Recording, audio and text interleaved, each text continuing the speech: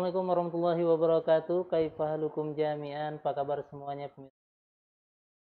Ada harapan sore hari ini berjalan dengan lancar dan di hari itu dengan harapan kita bernilai. Pemirsa dimanapun berada, kaum muslimin, serta ayah dan di Alhamdulillah ICBS TV kembali hadir menemani mengisi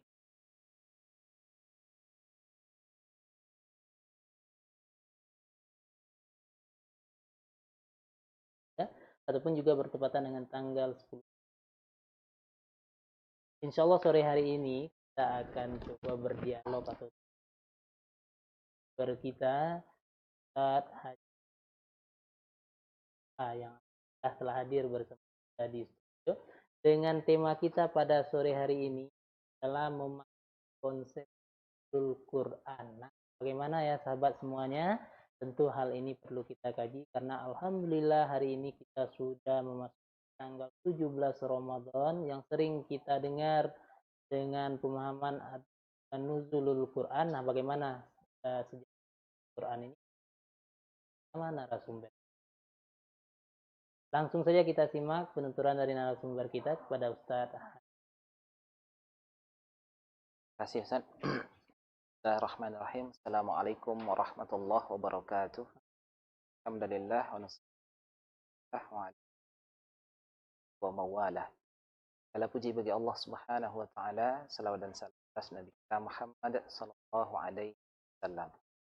Wal muslimat rahimakumullah, para unsur di pada hari ini, para majelis guru, kemudian anak-anak kami santri ICS pun berada yang pada kesempatan kali ini live stream dari kajian. Semoga senantiasa mendapatkan rahmat dan kasih sayang dari Allah Subhanahu wa taala. Jadi 17 Ramadan sering kita peringati khususnya di Indonesia, di negara-negara Melayu seperti Malaysia, Brunei juga menyemarakkan malam nuzul Quran atau bertepatan dengan tanggal 17 Ramadan. Padahal sebenarnya di negeri Timur Tengah seperti di Mesir kami dapati, di Arab Saudi, di beberapa negara Timur Tengah tidak dikenal istilah nuzul Quran 17 Ramadan ini. Nah, ini mungkin akan kita kaji apa konsep ini, dari mana lahirnya, bagaimana sebenarnya kita memahami dengan benar tentang nuzul Quran. Pertama sekali kita memahami kata nazala, artinya turun. Ini sebagai dalil bagi kita bahwa Al-Quran bukanlah ciptaan manusia, tidak berasal dari apapun yang ada di bumi ini, tapi turun dari sisi Allah Subhanahu wa taala. Al-Quran adalah kalamullah, firman dari Allah Subhanahu wa taala. Dahulu Al-Quran ini berada di Lahwul Mahfuz, yaitu tempat di mana Allah Subhanahu wa taala menciptakan Al-Qur'an ini kemudian dijaga oleh para malaikat. Dalam Al-Qur'an disebutkan kitabun fi 'illiyyin. Kitab Allah itu berada di 'illiyyin, tempat yang sangat tinggi. La yahmassuhu illal mutahharun. Tidak ada yang menjangkaunya atau menyentuhnya kecuali mereka yang disucikan. Maksudnya adalah para malaikat. Jadi ini kadang ada yang berdalil dengan ini, kalau orang yang kotor atau junub atau tidak berwudu tidak boleh menyentuh mushaf Al-Quran. Tapi sebenarnya para ahli tafsir tidak berbicara itu. Ini berbicara tentang bagaimana Al-Quran dijaga Allah, yaitu tempat yang sangat tinggi, sangat terjaga, sehingga yang menyentuhnya atau menjaganya hanya para malaikat saja. Kemudian Al-Quran ini diturunkan ke langit dunia, namanya Baitul Izzah. Baitul Izzah ini satu tempat di langit dunia, kemudian dari sanalah Al-Quran turun secara bertahap kepada Nabi kita Muhammad SAW melalui perantara malaikat Jibril. Turun selama beliau menjadi Rasul di usia 40 sampai nanti beliau berusia 63 tahun.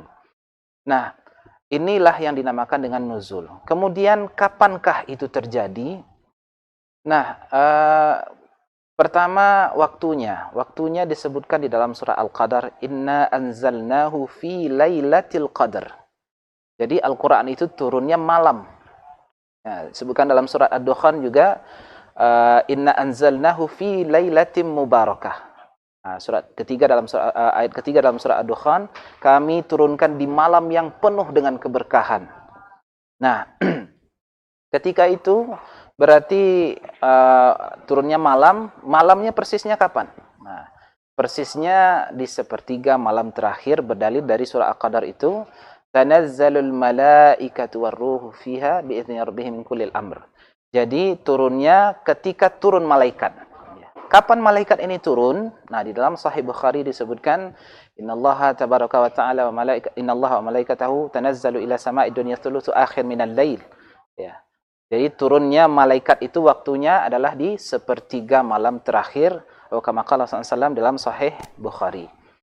Nah, kapan waktunya? Ya, waktunya yang jelas di bulan Ramadan. Itu disebutkan di dalam surah Al-Baqarah. Syahrul Ramadan alladzi unzila fihi al-Qur'an. Bulan Ramadan adalah bulan diturunkannya Al-Qur'an.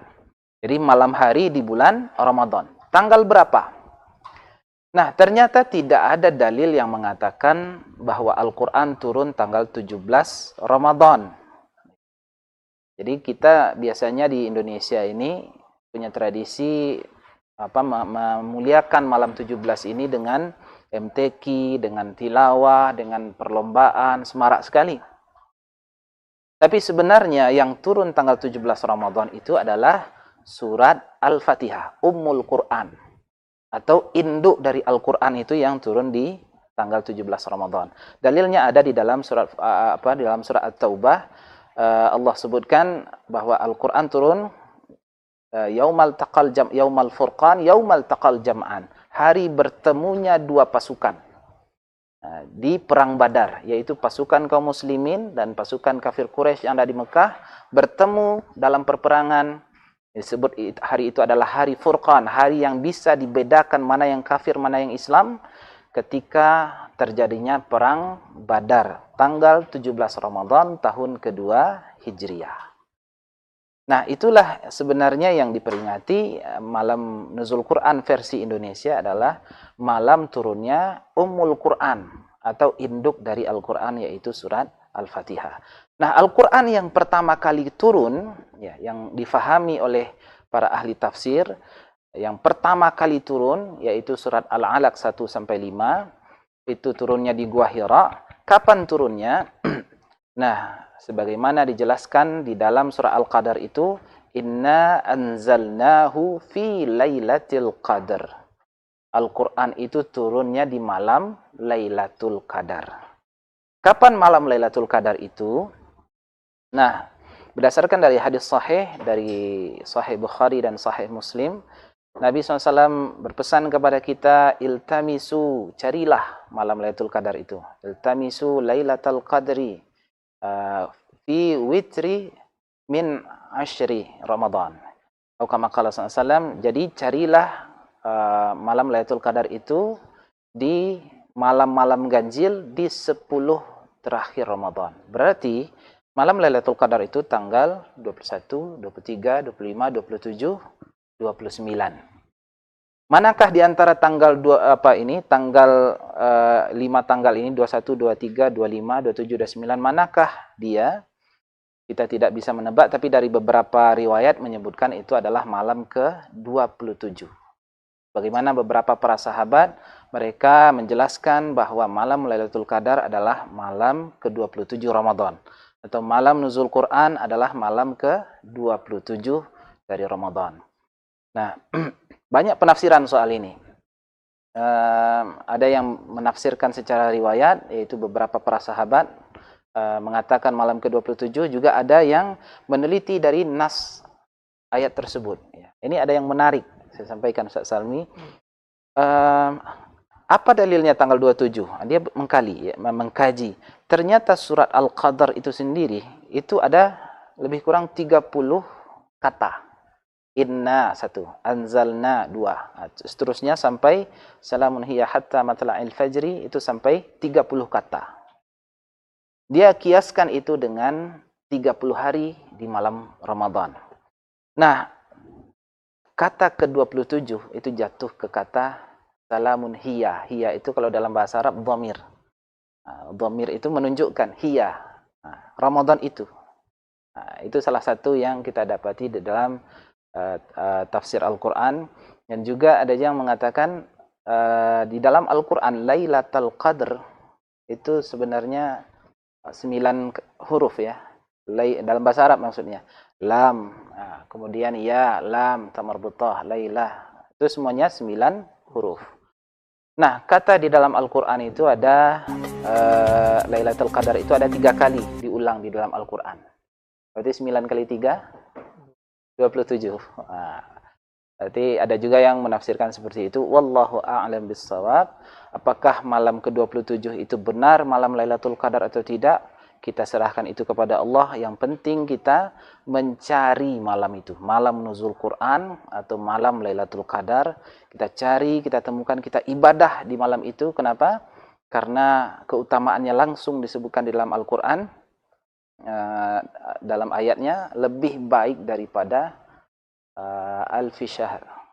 1000 bulan. Atau kita analogikan lebih kurang 80 tahun ya, 70 atau 80 tahun lah lebih kurang ya. Jadi bayangkan ibadah satu malam itu sama dengan ibadah satu umur manusia. Nanti di akhirat umat-umat yang lain yang usianya panjang-panjang itu, ada usianya Nabi Nuh ya, hampir 1000 tahun. Ada usianya umat-umat yang lain itu, usia mereka ribuan-ribuan tahun. Kita berbaris nanti di hadapan Allah Subhanahu wa taala. Kita umat Muhammad usia 60-70 tahun ikut juga baris, tapi paling depan. Terus diusir sama umat yang kalian ini usia pendek-pendek, badan kecil-kecil, ikut pula baris di depan. Ya udah, ke belakang kalian semua. Apa kata umat Muhammad? Sabar, Pak. Saya memang 80 tahun, tapi saya dapat malam Lailatul Qadar 10 kali. 10 kali 70 700 tahun misalkan ya. Maka tidak akan masuk surga umat-umat terdahulu sebelum umatnya Nabi Muhammad ini dipersilahkan terlebih dahulu masuk surga. Nah, itulah pertolongan Allah Subhanahu wa taala melalui umat umat Muhammad, salah satunya adalah dengan malam Lailatul Qadar atau malam nuzul Quran. Kapan terjadinya? Sekali lagi bukanlah malam ini. Bukan malam ini atau malam 17 Ramadan, bukan sama sekali, tapi nanti di 10 terakhir bulan Ramadan. Nah, kenapa Nabi SAW tidak memastikan? Carilah di 10 terakhir, carilah di malam-malam ganjil. Berarti 21, 23, supaya kita konsisten. Berharap terus. Ini pengharapan kita terakhir. Mungkin nanti sebelum Ramadan ini kita agak lalai. Ya, mungkin karena ibadah di rumah, tarawih di rumah. Di rumah ini kan banyak lalainya Ustaz ya. Tidak sama seperti di masjid. Mungkin puasa juga lalai, ya. Qiyam Ramadan lalai. Masih ada harapan satu lagi. Man qama lailatal qadri imanan wa ihtisaban ghufira lahu ma taqaddama min dzambi. Masih ada satu lagi harapan kita. Carilah malam Lailatul Qadar ini, kalau bisa jangan tidur. Jangan tidur. Masa untuk nonton bola kita bisa begadang, nonton ini itu bisa berjaga-jaga, tapi untuk malam Lailatul Qadar yang keutamaannya seumur hidup kita, 70-80 tahun, kita tidak bisa menahan ngantuk kita. Nah, malam Lailatul Qadar ini juga ada acara intinya. Sebagaimana kita mengadakan satu acara, ada istilahnya acara intinya. Kapan acara intinya? Acara intinya dari sepertiga malam terakhir itu. Itu acara intinya. Waktu turunnya malaikat. Waktu turun malaikat, kemudian Allah berfirman kepada seluruh penghuni langit dan bumi, siapa yang meminta kepadaku, aku kabulkan. Siapa yang memohon perlindungan kepadaku, aku lindungi. Dan siapa yang meminta sesuatu kepadaku, silakan, mana hamba-hamba aku ini. Nah, ketika itu kita minta kepada Allah Subhanahu wa taala, insyaallah. Kalaupun kita ditakdirkan sebagai orang yang masuk neraka, kan takdir ini sudah selesai, Ustaz. Sejak kita 4 bulan di dalam kandungan ibu kita sudah ditetapkan. Ustaz Salmi jodohnya siapa, meninggalnya di mana, masuk surga atau tidak, itu sudah ditetapkan. Nah, bagaimana cara mengubah ketetapan Allah ini? Dengan doa. Kapan doanya? Ketika malam Lailatul Qadar, di mana doa tidak ditolak Allah Subhanahu wa taala, makanya dinamakan dengan malam Lailatul Qadar. Qadar itu takdir. Nah, kita bisa ubah takdir kita setahun ke depan atau untuk selanjutnya kita bisa ubah. Kalau misalkan takdir kita buruk, kita ubahlah dengan doa. Kenapa sudah selesai catatan takdir ini? Supaya kita tidak kepedean di hadapan Allah. Kita sudah naik haji, sudah sedekah, sudah bikin pesantren, sudah mengelola ini itu, jamaah sudah banyak. Apakah kita masuk surga? Belum tentu. Jangan-jangan kita dicatat oleh Allah sebagai orang yang masuk neraka. Maka perlu juga seustad-ustadnya ustad, perlu juga ustad ini berdoa, minta ampunan Allah Subhanahu wa taala. Nah, inilah yang perlu kita pahami dari malam nuzul Quran ini supaya kita pahami dengan tepat karena berkaitan dengan malam Lailatul Qadar supaya kita bisa beribadah secara maksimal. Kalaupun tidak setiap malam kita berjaga-jaga atau beribadah, tapi paling tidak di 10 malam terakhir, khususnya di malam-malam ganjil, jagalah malam-malam ini, hidupkan qiyamul lail, hidupkan sunnah Nabi, paling tidak kita isi dengan 3 perkara. Yang pertama, wa minal laili fatahajjad bihi nafilatan lak, dengan salat tahajud.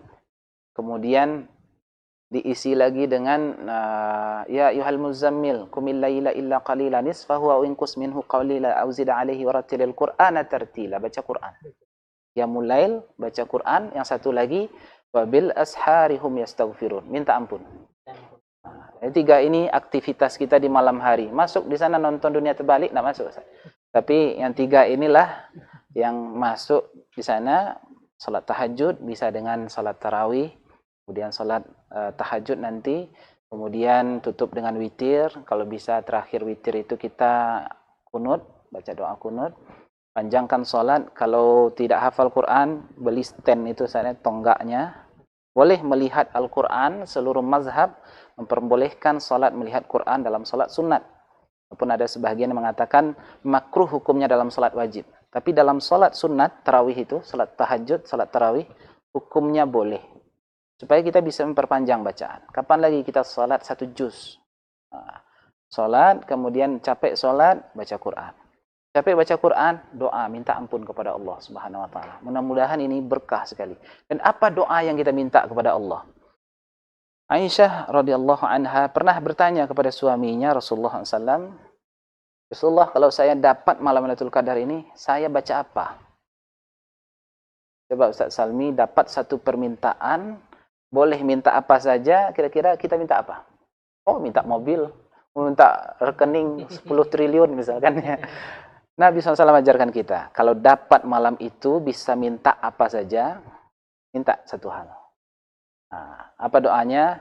Allahumma innaka afuun. Ya Allah, engkau zat yang maha pengampun. Tuhibbul afwa.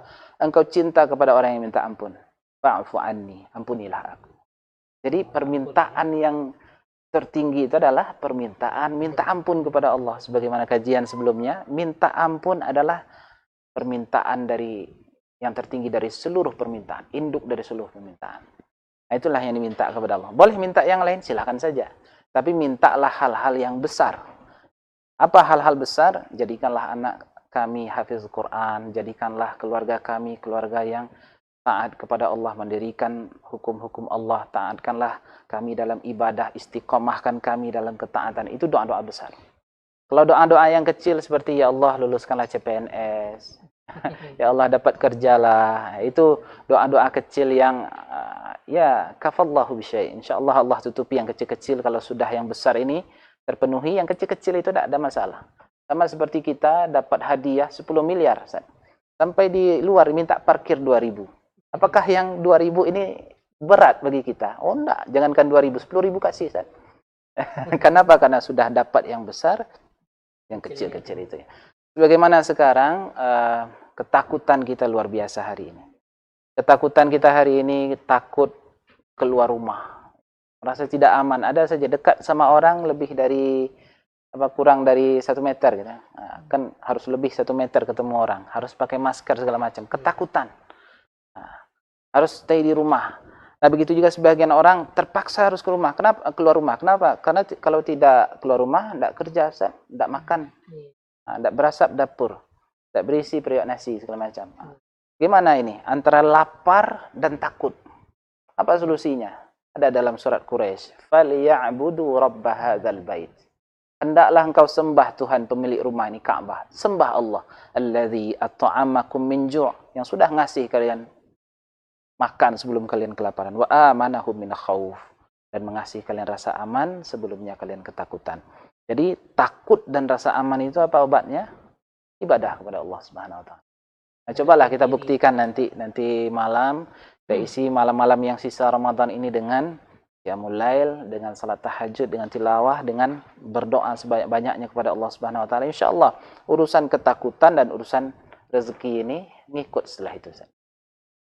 Itu wallahu alam bisawab. Kita kembalikan kepada Ustaz Salmi. Oke, pemirsa CBS TV dimanapun berada, ayah dan bunda beserta di sore hari. Siapa dulu yang monitor di sore hari ini yang tergabung di yang di Bukit Pasir Penarayan, Solo, dan juga ada yang kayak Kumbu dan 5 juga hadir bersama. Nah, selamat menyaksikan. Semoga selalu kita isi kegiatan-kegiatan kita, terlebih di sore hari ini diisi dengan kegiatan-kegiatan yang positif menjelang masuknya waktu berbuka. Saksikan terus CBS TV dimanapun Anda berada. Pemirsa yang ingin bertanya di sore hari ini seperti yang disampaikan oleh pemateri kita tadi yang berkaitan dengan nuzulul Quran. Nah, silakan di WA kami di 082173172824. Ini cukup menarik sekali dengan dibahasnya malam Lailatul Qadar yang ada di dalam bulan Ramadan, kemudian konsep memahami nuzulul Quran. Tadi ada satu hal yang menarik juga yang disampaikan oleh pemateri kita. Biasanya kita memahami malam nuzulul Quran itu adalah malam turunnya Al-Quran. Dan biasanya itu juga pemahaman kita terjadinya di tanggal 17 Ramadan. Alhamdulillah di sore hari ini kita dapat ilmu baru, ternyata tidak ada satupun dalil yang menyatakan bahwasanya malam nuzulul Quran itu jatuh tanggal 17 Ramadan. Nah, dengan konsep yang seperti ini Ustaz, biasanya kita akan ingin menghidupkan malam-malam di bulan Ramadan. Salah satunya kita apresiasi juga kepada generasi muda kita, remaja masjid yang biasanya di Ramadan-Ramadan yang tahun lalu berkemungkinan di tahun ini karena ada sesuatu dan lain hal yang tidak memungkinkan dilaksanakan.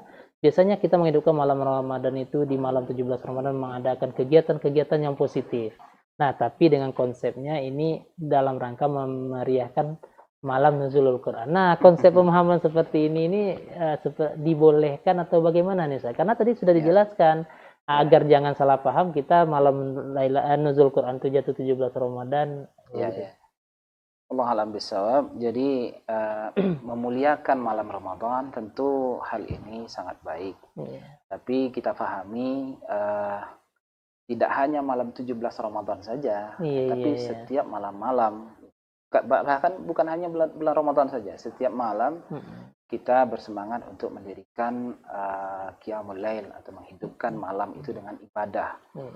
Jadi jika malam 17 Ramadan alhamdulillah, tapi malam ke-18-nya lanjut. Lanjutkan sampai hari terakhir Ramadan. Apa perlu dari 1 Ramadan sampai akhir Ramadan? Tapi kita orang Indonesia ini suka mengambil momen gitu. Momennya. Momennya apa? 17 Ramadan surah Al-Fatihah turun. Ummul Quran turun. Kita ambil momennya. Jadi begitu juga malam Lailatul Qadar apa segala macam. Kalau di Mesir ada tradisi. Tradisinya orang yang i'tikaf itu malam ke-27 itu akan hadir di masjid mulai dari preman, dari orang yang bertato sampai seluruh elemen masyarakat hadir ya. Satu keluarga itu pindah tidur ke masjid, bawa anak yang masih kecil-kecil itu, dan kita dibagi sebanyak 30 kelompok. Karena banyak di masjid itu dibagi 30 kelompok. Dikasih tugas, halaqah kelompok pertama baca juz 1, kelompok kedua baca juz 2, dan seterusnya sampai halaqah yang ke-30. Jadi satu malam itu cukup 1,5 jam. Itu selesai 30 juz Al-Quran dibaca di masjid itu. Iya. Nah, itu salah satu tradisi di Mesir yang bisa kita ikuti, bisa juga kita cari variasi yang baru karena ini salah satu model saja bagaimana menyemarakkan malam itu dengan bacaan Al-Quran. Ini dilaksanakan mulai dari awal Ramadan atau memang malam ke-27 saja? Malam ke-27 saja. Jadi malam 27 itu kita akan kaget kenapa orang-orang preman pasar sekalipun itikaf di masjid. Begitu Kenapa? ramai. Mereka tahu ini malam kemuliaan ini. Luar biasanya. Jadi kita mungkin karena kurang ilmu, kurang apa segala macam, tidak biasa di tempat kita i'tikaf ini. Apalagi sekarang juga sudah tidak diperbolehkan i'tikaf. Maka kita pindahkan i'tikaf ini ke rumah. Kalau bisa di rumah itu amalan-amalan ketika i'tikaf hidup di dalam rumah.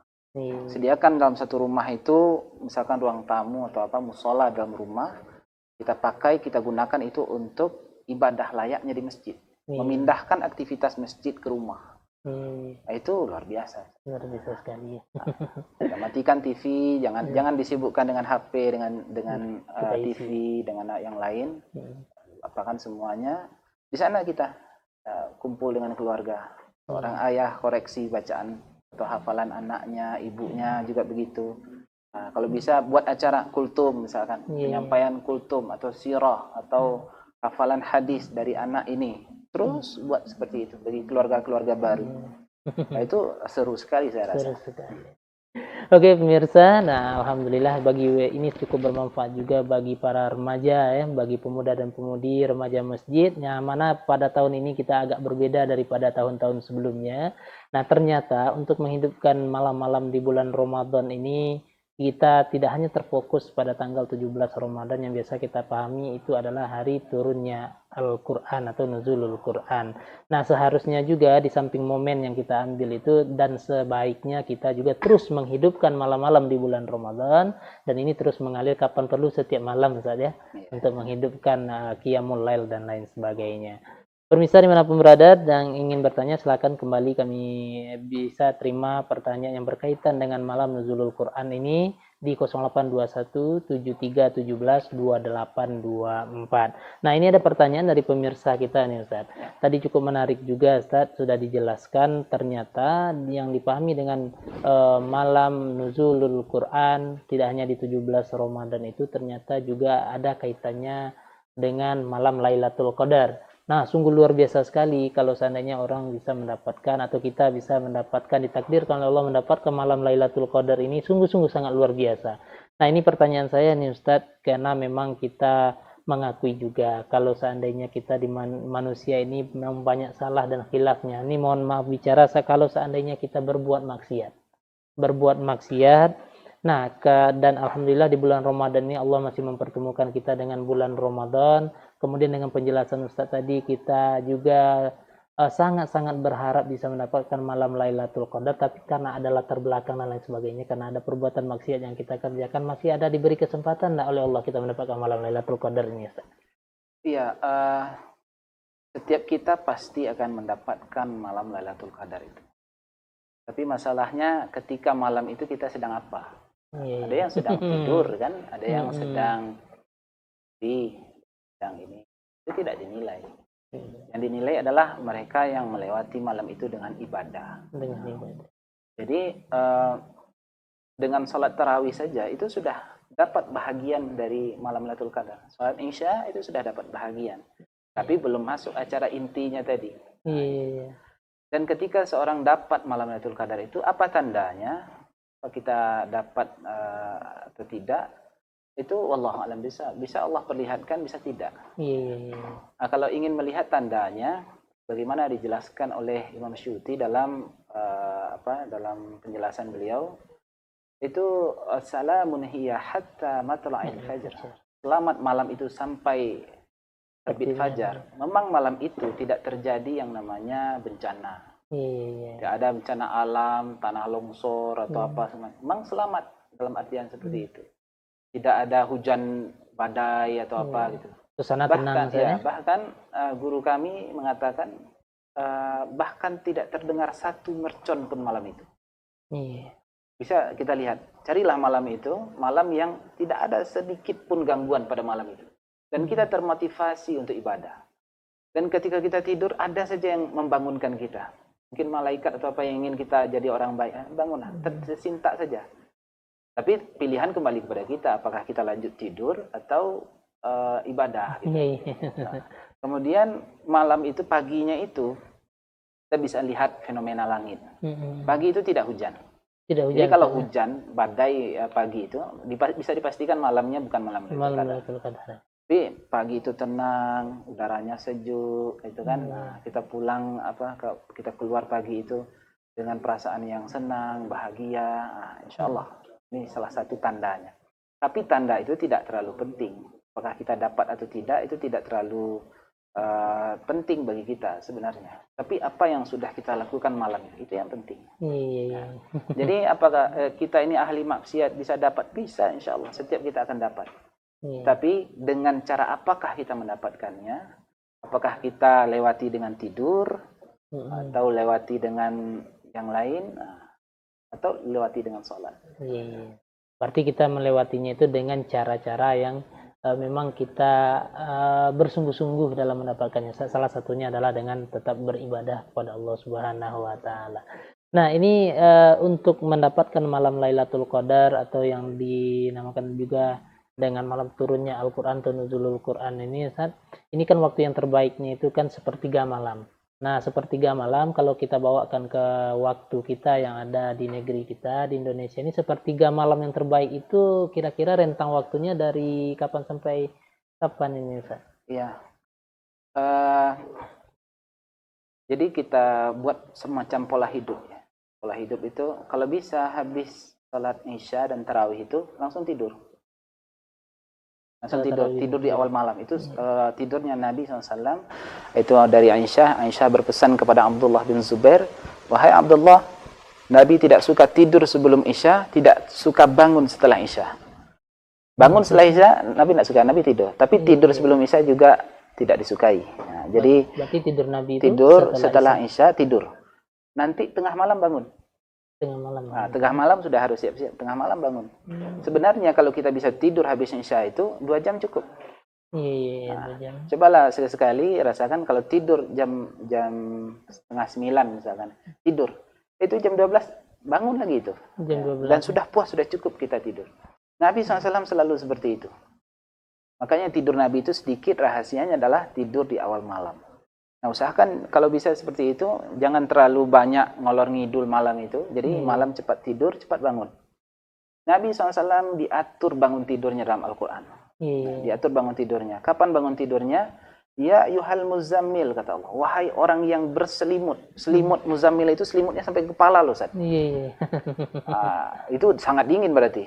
Kalau dingin berarti mudah bangun atau susah? Agak susah. Susah bangunnya gitu. Tapi Allah panggil, ya ayyuhal muzammil, orang yang sedang berselimut kedinginan. Qumil laila illa qalila. Bangun di malam hari. Jadi orang Islam enggak bangun pagi, Ustaz. Bangun malam. Kapan malamnya? Nisfahu, setengah malam. Bukan sepertiga malam terakhir. Setengah malam Nabi bangunnya. Kalau kita tengah malam baru tidur, Ustaz. Nabi tengah malam udah bangun. Udah bangun, ya. Nah, jadi gimana katanya mau ikut Nabi ini ya? Tengah malam itu sudah bangun, apa yang dilakukan? Ya, 3 tadi. 3 tadi lakukan, bangun, kemudian baca doa, masuk ke kamar mandi, kalau bisa mandi, kalau tidak wudu, kemudian sholat, mulai dengan sholat yang ringan terlebih dahulu. Kemudian mulai dengan sholat-sholat berat, akhiri dengan witir. Itu luar biasa kalau ini dihidupkan setiap malam. Saya sendiri juga ini masih jadi PR bagi saya secara pribadi, belum bisa setiap malam seperti ini. Kita sama-sama berusaha ya seperti ini, mudah-mudahan menjadi kebiasaan begitu. Berarti sepertiga malam yang terbaik itu mulai dari rentang waktu tengah malam itu. Paling tidak sepertiga malam, kalau kita bagi 3 malam itu dimulai dari jam 2 mungkin. Jam 2 malam mungkin. Jam 2 malam. Jadi kalau tidak bisa setengah malam, tidak masalah, mungkin capek atau apa. Tapi sebenarnya kalau cepat tidur, tengah malam dia udah bangun. Tengah malam dia. Paling tidak dia tidak akan kelewat sampai siang besoknya. Tidak mungkin selama itu kan, ya. Jadi paling jam 2, jam 3 sudah bangun. Ini luar biasa jalan Ramadan kepada kita. Biasanya kita tak biasa bangun jam 4 subuh itu. Banyak orang tak biasa bangun jam 4 subuh. Sekarang bangun makan coba. Coba betapa ajaran metabolisme kita ini diatur oleh Ramadan.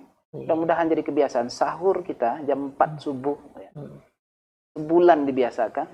Apakah setelah Ramadan tidak menjadi kebiasaan? Iya, iya. Keterlaluan kita ya. Ya, ini juga cukup menarik juga nih, ketika dengan didatangkannya bulan Ramadan, kita bangun jam 4 tadi dengan makan dan lain sebagainya. Sebetulnya kalau kita ada keinginan, ada kemauan, bisa juga kita isi dengan kegiatan-kegiatan ibadah. Kita awali dengan tahajud, baca Quran. Tak lama setelah itu kita akan memasuki subuh, mungkin gitu. Iya.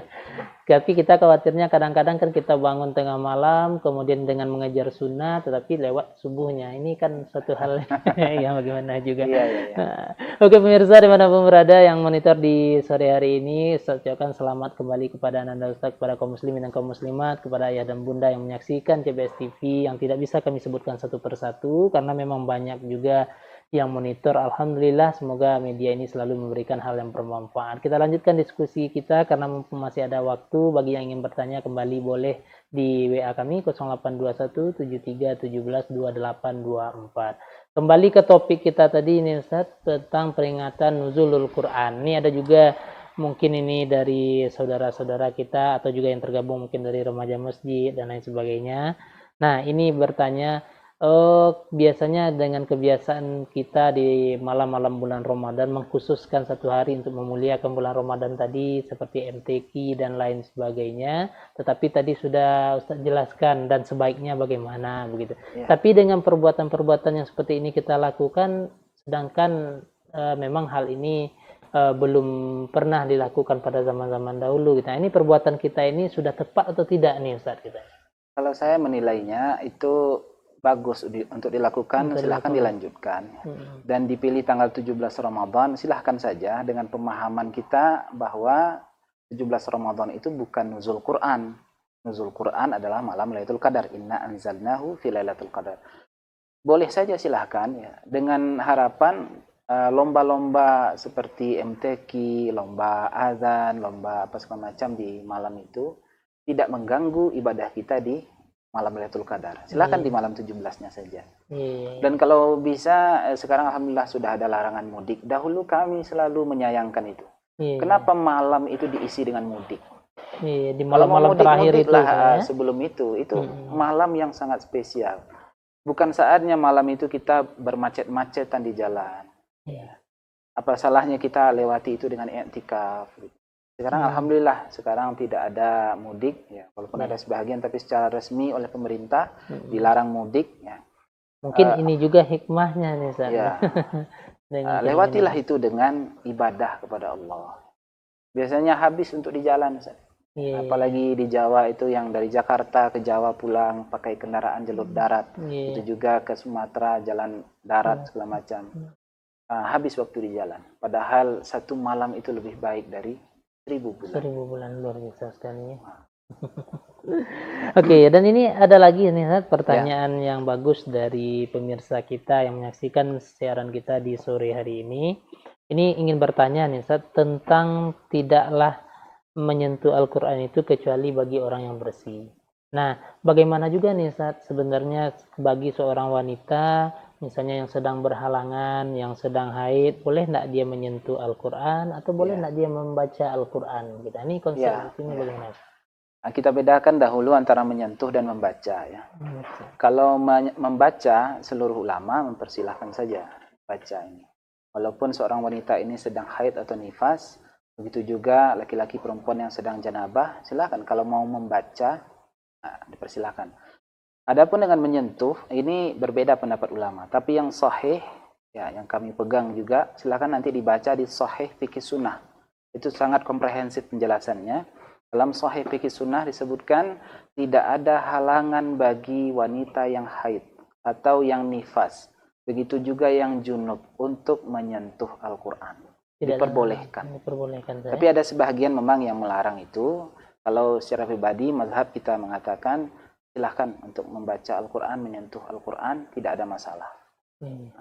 Terkadang memang ada juga nih yang Al-Quran yang diperbolehkan disentuh itu yang mana? Kadang-kadang kan ada juga pendapat yang menyatakan yang memang yang ada terjemahannya atau yang tidak tergolong kita katakan itu sebuah mushaf atau yang ada di HP. Nah, ini kita perbolehkan asalkan jangan mushafnya. Nah, ini bagaimana juga ini Ustaz dengan konsepnya?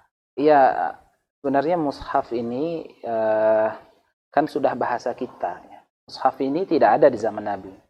Rasulullah, di zaman Rasulullah belum ada mushaf Al-Quran. Jadi Al-Quran ini dari face to face. Orang hafal Quran disetorkan. Jadi sifatnya hafalan.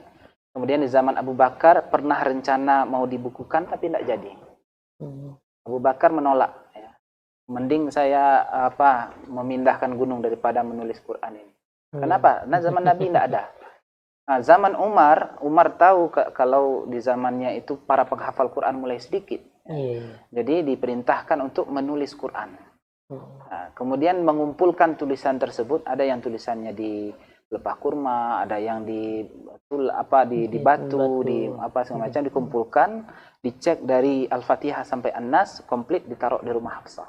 Nah, jadi masih terpisah-pisah. Kemudian di zaman Utsman, inilah penulisan Al-Quran pertama yang kita namakan mushaf. Mushaf itu ditulis dari Al-Fatihah sampai An-Nas. Tapi juga tulisannya tidak sebagus sekarang. Tidak ada titik, Ustaz. Jangankan baris, titik saja tidak ada. Berarti polos seperti polos saja. Begitu. Siapa yang bisa baca? Hanya orang yang hafal. Gitu ya. Jadi tidak ada bisa dibaca. Sampai sekarang sudah ada terjemahan. Jadi mushaf ini bahasa kita saja. Kalau berdalil dari ayat tadi, kitabun fi 'illiyyin la yamassuhu illal mutahharun, ayat ini tidak berbicara tentang kita menyentuh mushaf Al-Quran, tidak ke situ perginya. Ayat ini berbicara tentang Al-Quran yang ada di Lauhul Mahfuz, dijaga oleh para malaikat. Ada dalil yang lain tentang ini, tapi bukan ini dalilnya. Kita juga harus proporsional dalam memakai dalil. Jangan sampai dalil ini ditarik-tarik, ini dipakai untuk ini, tidak masuk dia. Nah, ada dalil yang lain yang menyebutkan ada yang makruh untuk menyentuh mushaf Al-Quran ketika sedang haid atau nifas. Tapi pendapat kami pribadi sesuai mazhab mengatakan tidak masalah untuk menyentuh Al-Quran. Allah a'lam bishawab. Oke pemirsa dimanapun berada yang menyaksikan siaran kita di sore hari ini. Nah ini karena waktu juga yang membatasi kita dengan topik yang kita bahas hari ini berkaitan dengan nuzulul Quran. Nah saat ini pesan-pesan pemungkas kita sampaikan kepada pemirsa kita yang menyimak dengan momen nuzulul Quran atau nuzul Quran ini. Nah, sebaiknya kita sebagai seorang muslim apa perbuatan-perbuatan atau kegiatan-kegiatan yang kita isi dengan menghidupkan sehingga memang di malam-malam Ramadan ini terasa hidup bagi kita termasuk. Yang pertama sekali karena bulan Ramadan ini adalah bulannya Al-Quran, disebutkan dalam surah Al-Baqarah 185, Syahrul Ramadan alladzi unzila fihi Al-Quran. Bulan Ramadan adalah bulan diturunkannya Al-Quran. Berarti di malam-malam atau di hari-hari Ramadan ini kita lebih banyak untuk membaca Al-Quran. Baca dalam artian di sini bisa tilawah, bisa tahfiz atau mengulang hafalan, atau membaca dan mengkhatamkan sebanyak-banyaknya. Ini kita buatlah program masing-masing, buat target berapa kali kita bisa khatam Al-Quran di bulan Ramadan ini. Singkirkan HP, singkirkan segala macam yang mengganggu antara kita dengan Al-Quran. Jadikan Al-Quran sebagai teman kita, karena bulan ini adalah bulan spesial untuk Al-Quran. Nabi SAW juga setiap malam mengulang hafalannya, menyetorkan hafalan beliau kepada Jibril alaihissalam. Nabi selalu setorkan hafalan kepada Jibril setiap malam di bulan Ramadan. Jadi ini cara kita menghidupkan bulan Ramadan. Yang pertama. Kemudian bacaan Al-Quran tersebut bisa dibaca di dalam sholat. Di dalam sholat. Berarti sholat kita panjangkanlah dari biasanya. Biasanya sholat 2 rakaat 10 menit. Sekarang 2 rakaat itu coba setengah jam misalkan. Dengan caranya yaitu dengan memperpanjang bacaan Al-Quran di dalam sholat. Dan pahalanya lebih banyak dibanding baca di luar sholat. Nah begitu. Kemudian jika kita ada kesempatan juga, bacalah tafsir-tafsir Al-Quran. Atau ikuti pengajian-pengajian tafsir yang sekarang ada di streaming, di YouTube, segala macam. Kita manfaatkan media ini, kita kaji kedalaman makna dari Al-Quran. Karena Al-Quran sejatinya adalah pedoman hidup, tuntunan hidup kita di dunia ini. Maka kita harus mengerti dengan apa yang kita baca. Rasakanlah kekhusyukan sholat itu akan kita raih dengan tingginya pemahaman kita terhadap ayat yang kita baca di dalam sholat. Jadi bisa kita renungi, kita nikmati bacaannya. Bagaimana Nabi SAW Lamanya Nabi sholat itu karena ketika membaca satu ayat beliau berhenti dulu. Nah, ketika ayat tersebut memerintahkan sesuatu, Nabi berazam dalam hatinya insyaallah ta'ala. Ketika diberitakan tentang neraka, Nabi berhenti lagi.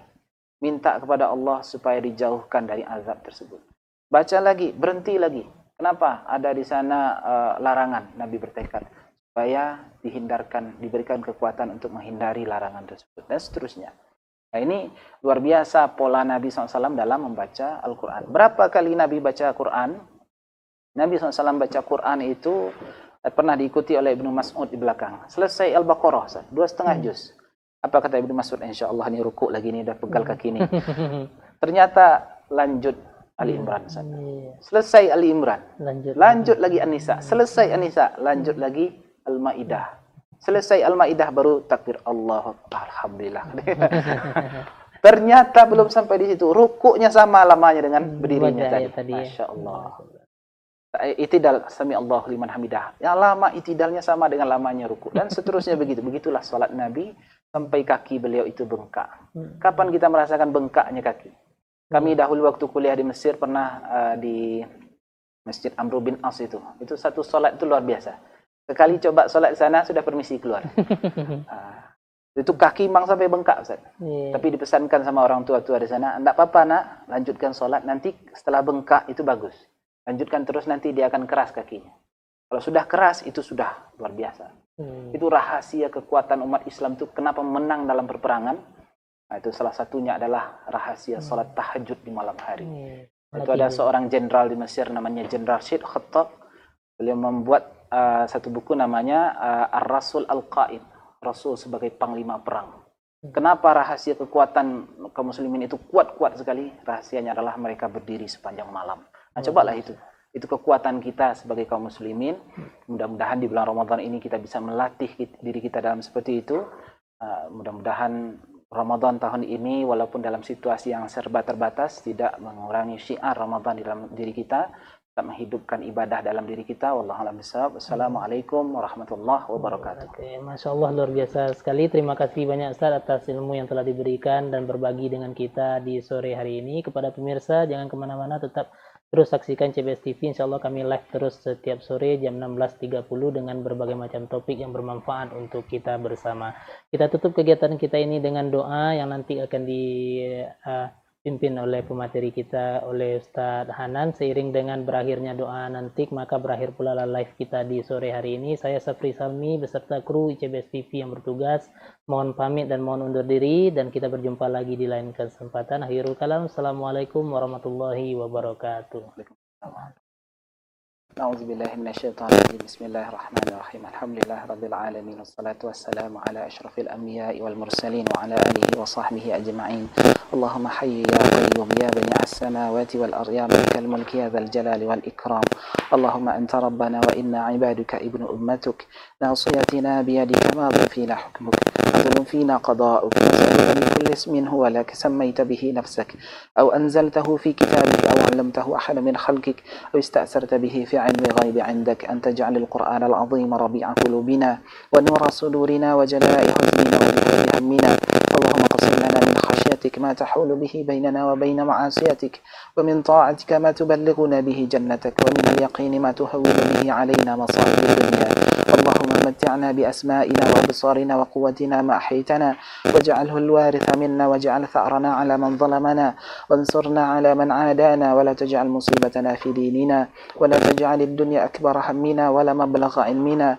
ولا تسلط علينا بذنوبنا من لا يخافك ولا يرحمنا اللهم لا تدع لنا ذنبا إلا غفرته ولا هما إلا فرجته ولا دينا إلا قضيته ولا مريضا إلا شفيته ولا حاجة من حوائج الدنيا والآخرة إلا قضيتها ويسرتها بفضلك يا أرحم الراحمين اللهم أحسن نفوسنا تقواها وزكيها أنت خير من زكاها أنت وليها ومولاها اللهم اصلح لنا ديننا الذي هو عصمة أمرنا واصلح لنا دنيانا التي فيها معاشنا واصلح لنا آخرتنا التي إليها معادنا واجعل الحياة زيادة لنا من كل خير واجعل راحة لنا من كل شر اللهم أغنينا بحلالك عن حرامك وبطاعتك عن اللهم